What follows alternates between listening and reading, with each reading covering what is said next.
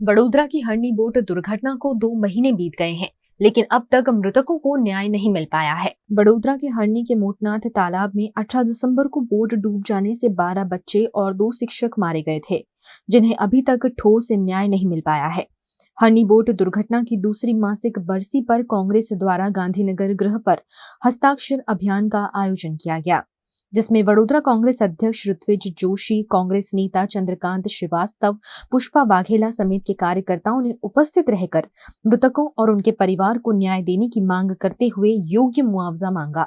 18 જાન્યુઆરી કોઈ માવતરે એવું નહીં વિચાર્યું હોય કે મારું બાળક સ્કૂલમાં ગયું છે અને આજીવન પાછું નહીં આવે, એવું નહીં વિચાર્યું હોય, પણ એવું થયું. એ કોના પાપે થયું?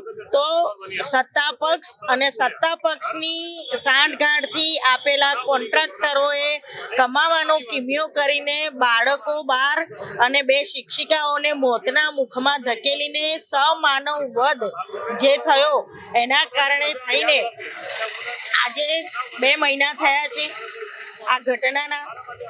18 જાન્યુઆરીએ અત્યારે ગોઝારી દુર્ઘટનામાં સૌ વડોદરા શહેરના લોકો હિબકે ચડ્યા હતા, પણ આજે તમે જુઓ 2 મહિનાની અંદર જાણે લોકો ભૂલી ગયા હોય એમ આજે સત્તા પર બેઠેલા લોકોએ પણ કોઈ સહાનુભૂતિ આપવા ગયા નથી. કોઈ સત્તા પર બેઠેલા લોકોએ ત્યાં આગળ જઈને એમને સહાય આપવાની વાત કરી નથી કે ન્યાયની વાત કરી નથી. કોર્ટમાં તો જે લોકો ગયા છે એ લોકો ગયા જ છે, હાઈકોર્ટનો જે ચુકાદો આવશે એ તો આવશે, પણ તમે શું કર્યું?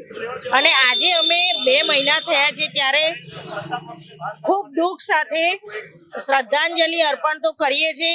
પરિવારજનોની દુઃખમાં અમે સાથે જ છીએ અને એમની ન્યાય માટે અમે લડત ઉપાડેલી છે અને જ્યાં સુધી એમને ન્યાય નહીં મળે ત્યાં સુધી कांग्रेस पक्ष એ न्याय માટે લડતું રહેશે.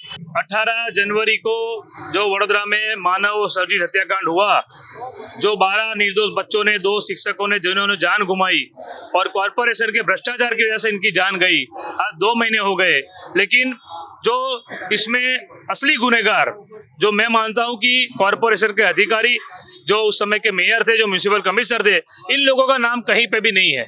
और दुख की बात यह है कि आज 2 महीने हो गए, लेकिन जो पक्ष सत्ता में है, पिछले 25 साल से भारतीय जनता पार्टी सत्ता में है, बीजेपी के नेता, चाहे उनके पूर्व सांसद हो, चाहे धारासभ्य हो, चाहे मेयर हो, कॉर्पोरेटर हो, ये मुद्दे को लेकर कोई बोलने को तैयार नहीं है। इतना बड़ा बनाव बन गया और कॉर्पोरेशन के भ्रष्टाचार की वजह से ये बनाव बना है। वो 12 निर्दोष बच्चों की उनकी क्या गलती थी?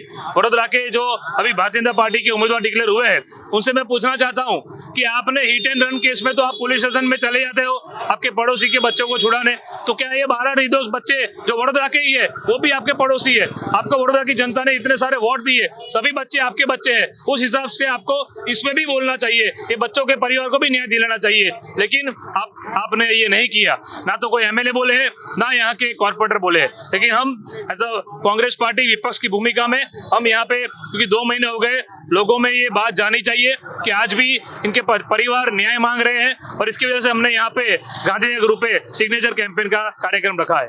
वडोदरा शहरना તમામ નાગરિકોએ આ મુદ્દો ઉપાડવો જોઈએ.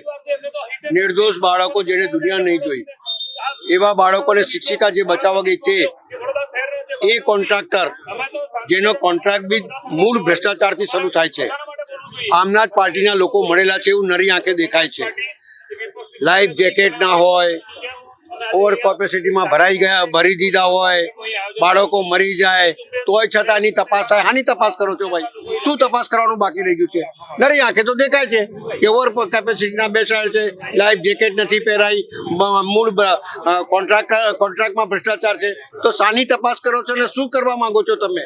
જે રીતે આખી વસ્તુ ઉજાગર થઈ ગઈ છે તોય છતાં તમે ઢાક પીછોડા કરી રહ્યા છે, એ બંધ થાય અને લોકોને ન્યાય મળે, એ બાળકોને અને એમના પરિવારજનોને અને પેલી 2 શિક્ષિકાઓ જે મરણ પામી છે બચાવતા એ બધાને ન્યાય મળે તે પ્રમાણેની આ લખાણ લખ્યું છે.